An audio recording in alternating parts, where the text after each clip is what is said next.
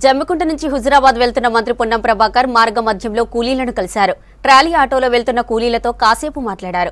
కాంగ్రెస్ ప్రభుత్వం ఏర్పడిన తర్వాత వచ్చిన మార్పుల గురించి అడిగి తెలుసుకున్నారు.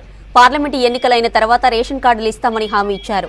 కాంగ్రెస్ కు ఓటేసి కరీంనగర్ పార్లమెంట్ అభ్యర్థి వెలిచాల రాజేంద్రరావును గెలిపించాలని కూలీలను కోరారు మంత్రి పొన్నం ప్రభాకర్. నాలుగైదు నెలలు ఈ పనులు అయినా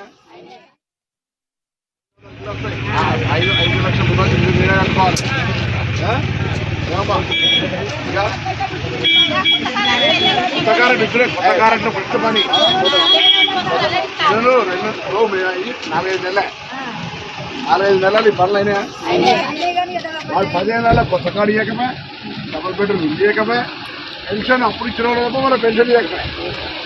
ఇప్పుడు మేము కొత్త పెన్షన్ ఇస్తాం, రేషన్ కార్డులు ఇస్తాం. 5 లక్షల రూపాయలు ముందు మీరు డబుల్ బెడ్రూమ్లు అల్లుడు వస్తే బిడ్డ వస్తే అని చెప్పాం. బరాబర్ చేస్తాం. ఒప్పు పడుతుంది. మీ అందరు మహిళలే, మీ అందరు నమ్మకం ఉంది మీ మీద. కావాలని వడ్డీ రుణాలు కూడా 10 ఏళ్ళ తర్వాత పొటేషన్ వడ్డీ బ్యాంకులో జమగానే నాకు కాంప్లైంట్ చేయండి మళ్ళా. సరేనా? ఎలా అవుతుంది బాగా